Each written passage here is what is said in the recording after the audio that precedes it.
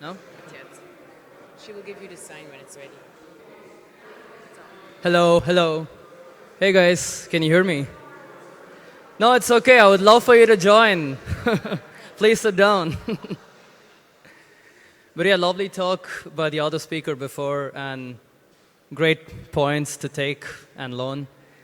And now I'm going to empower you with GPT that can mint NFTs on your own. So maybe it's contradicting to what he said about consciousness and AI. But yeah, let's get started. So my name is Rohit. I work as a developer relations engineer at CrossMint. And today's topic is how to build a custom GPT that can mint NFTs. So this is the agenda and what it looks like. So, oh, one second. This is the agenda. So first we'll go over why do we need custom GPTs, and then we'll look at how this will help you. I'm going to also show you a quick demo, and then I'm going to try to see if I can show you how to build one if time permits, and then finally questions.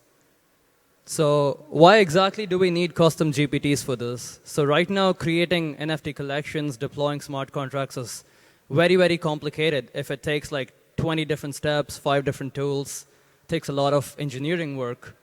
But with this, you'll have a programmable UI that anyone can talk to and create an NFT collection and also mint NFTs for the same. And since it requires developer experience, it also means that the end users need to have basic Web3 knowledge and already know how blockchain works and how NFTs work, and they also need a wallet address. So I'm going to solve all that by empowering you to build your own GPTs that will tackle all of these problems. And it'll also give them a user-friendly UI to enable anyone to create and mint NFTs. And another reason that I think this is important is because now that with GPTs taking tremendous stride in programming and so many other things and automation, I think there'll be a new wave of developers that will only build custom GPTs. They wouldn't have any engineering experience, they wouldn't be developers, but they would build GPTs using GPT Playground to do XYZ and many other tasks. So that's why we need this. And how will this help you? So a lot of things were already covered before, but these are key things that you need to take away. So that is, it'll help you save hours of developer experience and work. And it encourages wider adoption, because if you give someone complete control, even though they know nothing about the technology, it encourages adoption, and you can bring more people and onboard them. And it allows creators to mint at scale. Imagine an AI-generated GPT that can let you mint 100K NFTs in 2 hours. That would require so much of battle testing, but I'm going to help you solve all that. And it also helps creators avoid errors with a user-friendly interface. If the user makes a mistake, it'll tell them what you did wrong, which again requires a dedicated customer support team. So I'm going to use a product called Minting API. So you can think of it as an endpoint that you interact with, and it supports 11 different chains. So you can essentially mint NFTs and create collections on all these chains. And there are multiple that are EVM, there are a couple that are non-EVM, but let's move on. So I'm going to show you a quick demo. Can I please mirror my screen now, if that's possible? All right, so this, as you see, is my minting assistant. I've given it a name called NFT Mint Assistant. You can see a couple of things like a prompt questions. So I'm going to tell it to mint an NFT. I'm going to put the mic down.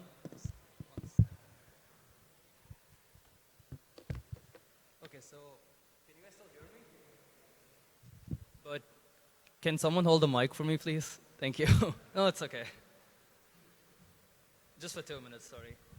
So I'm going to tell it to mint an NFT. So I'm going to tell them, hey, mint an NFT for me with the name of NFC 2024. Use this image. Since I don't want it to generate an image, I have this random image that I generated with ChatGPT already.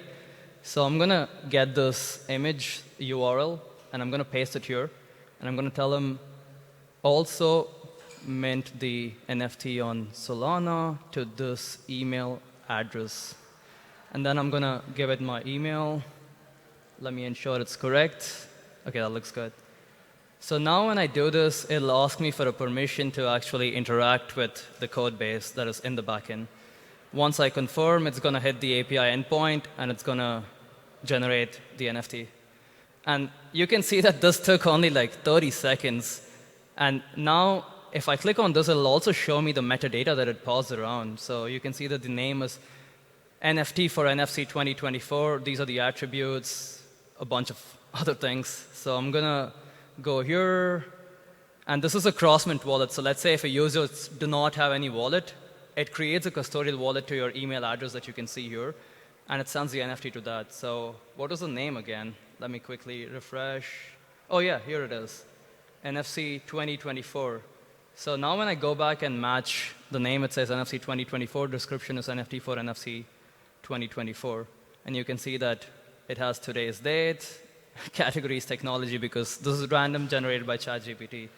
So you can see that all this was done in like a few minutes.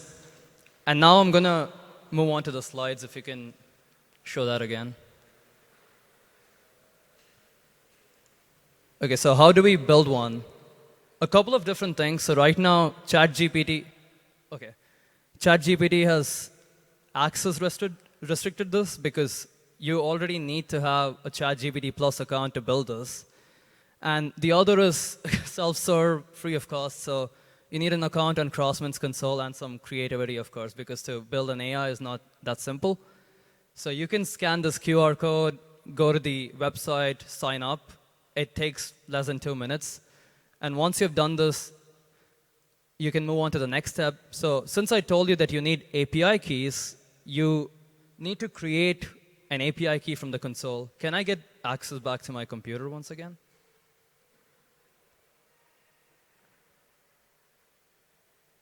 OK, so this is what the console looks like. And you see that I have a bunch of API keys. Don't try to use it because it's not going to work. But yeah, you have a bunch of API keys. You can create a new key with NFTs create permission because you need to create NFTs and mint it. So once you've done that and have that ready, so the next slide would be, I'm going to show my screen instead because it's easier. Yep, so now you need to head over to ChatGPT Playground. And once you go there, you have many other GPTs that other people have created, but you also have an option on the top right corner to create your own GPT. Once you do that, you need to do a few different things, like give it a name, description, instructions. A lot of this can be customized.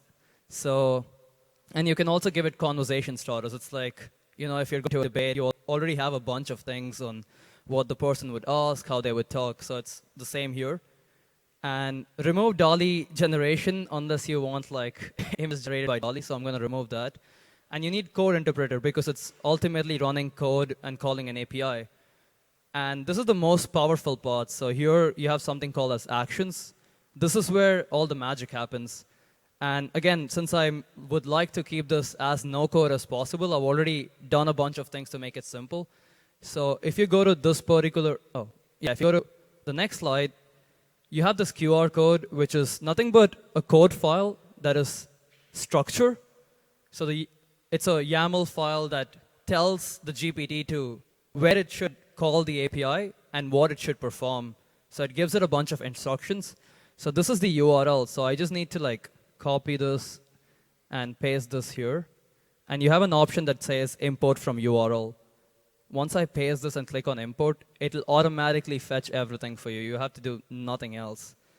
And you can see that the available action is to mint NFT. So now if I were to test, hey, mint an NFT on Solana to my email, it won't work because I haven't given it the API key. So I'm going to quickly give it the authentication key. So like I said, you need API key because only people with this key can actually mint NFTs to your collection. Otherwise, anyone could do it. So you select API key, paste it here, and then give the custom header name as X API key. The reason for this is that the API endpoint expects a particular variable, and it'll sort it out. So once you click on save, I'm going to wait for it to refresh. You can see that the mouse is still spinning. So if this is done, essentially, I think it should work. So I'm also going to give it an image saying with this image. Oh, sorry. So I'm going to copy this URL, go back, and try to test it out. You can preview, and you can see that it's starting an action. So, and there you go. Like, it barely took 5 minutes for you to create this custom GPT. And you can even see the name and everything else. And if I probably go back, it should probably be there. I'm going to quickly check the name again to see what the name was. So it says custom NFT. There should already be one existing NFT in my wallet with a similar name, but let's try to find it out. So there are two images. So I used this image, right? So this is the custom NFT. And there you go. This was done in like less than 3 minutes. And that's how easy it is. I'm going to quickly go back to the slides. And yeah, that's pretty much it. And here is like a written blog article that you can like scan and go to, because I've given like a written tutorial, very step-by-step, no code. Anyone can do it. That was only for people who think that this was too quick and too fast. But if everyone else got it, then good for you. But yeah, I'm going to give 2 more seconds in case people need this. OK, I'm going to move on. So any questions? So, I mean, you also mentioned, not only minted NFTs, but even something like, I can't remember what you said, but I mean, just a basic command. What's the value in like developing your own model, right? Opposed to just like sitting there with the basic ChatGPT. I mean, I have ChatGPT Plus and sitting there and going back and forth with it and telling it, do this, do that. What's, what makes it better to really design your own? So, like you said, I mean, at the end of the day, I can always deploy my own smart contract, do all of this. But the problem is, if you were to when you're like with ChatGPT, rather than like creating my own whatever you would call it, like my own version of GPT, rather than just like communicating with the standard ChatGPT 4 model and just I could tell it, mint me an NFT, I want to mint an NFT. Why do I need to create the model that specifically does that? So the reason for that is ChatGPT as of now cannot interact with custom code bases. You need to actually configure it to work with specific code, give it instructions, because ChatGPT right now you can think of it as like a remote virtual assistant, but that's it, right? Like it can help you code, but it won't actually do things on the live web browser or web server, especially things like blockchain. It cannot interact with the blockchain. So that's why you need a custom GPT to configure it to tell the GPT that, yeah, you need to do X, Y, Z, and you need to do it as easy as possible. That's one reason why people would build it, because, again, once you've built this, you don't need to do it over and over again, right? You already have a UI, so anyone can go there and mint it, especially for artists. Like if they want to test it out, rather than doing it on the main net, they can always do it on test nets and test it with this. So that's one reason why you could do it this way. Any other questions? I think, yeah. How does Crossmint does charges to sign up for that, and what's the business model So of that? signing up is completely free, and if you want to use it on testnet, which is the staging environment, again, it's free. But if you want to create collections on the mainnet, since NFT collections are not gasless, you need to pay a gas. So we charge you on the basis of credits, not entirely as, like, let's say, if I'm not going to charge you $500 for minting an NFT. No. What I'm going to do is, like, if you use our APIs, the number of times you use it, it's going to charge like 10 cents if it's on Solana. It's going to charge 20 cents if it's on Polygon. So it varies from chain to chain. So that's why we have like a credit-based system to give you access and figure out how to do things. So I think that's more fair, because if I were to charge, assuming that you're going to be a big enterprise, you could use like 50,000 NFTs with Crossmint and create it. But if you're a small artist, you're only going to use it for 1,000. So it's a more fair process to charge by credit and per usage rather than a complete pricing model. But for enterprises who need like custom tailor-made solutions, then we have like other business models for that. But yeah, it's like per usage.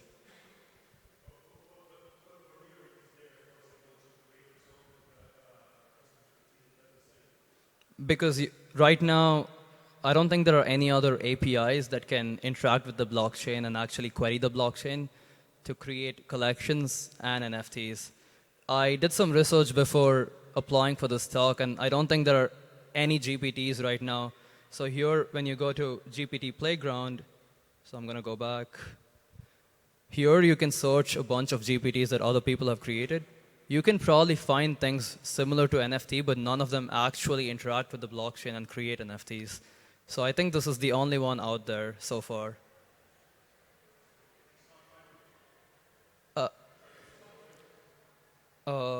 So this one is mine, you can see by Rohit. So that's something I recently used. So if I say NFT minting, you can see a bunch of things that says NFT advisor, Cardano blockchain, specializing in NFT minting apps. But if you ask it, it'll only tell you the guide, but it won't actually, see, it only says DALL-E images and browsing. It doesn't perform actions. So it's like an assistant that can teach you, but like it won't do it for you. So that's the difference. Any other questions? Maybe one more, if anyone has. Yeah, yeah, of course. Yeah, of course, you can do that. Right now, I wanted to keep it super simple. So with that, you can obviously tell it, like, let's say, you can tell them that these are the images and mint 100 different NFTs to these wallet addresses or email addresses, and it'll do the same. So it may take a bit longer since you have multiple, but it's definitely possible. I guess we can wind that up. Thank you for listening to my talk. Oh, sorry. I'm going to give my socials just in case anyone wants. So you can contact me on X, LinkedIn, Telegram. If you have any questions, like in Web3 in general or regarding Crossmint or AI, like feel free to message me. I'm more than happy to help you out. But that's it for today. Thanks, guys.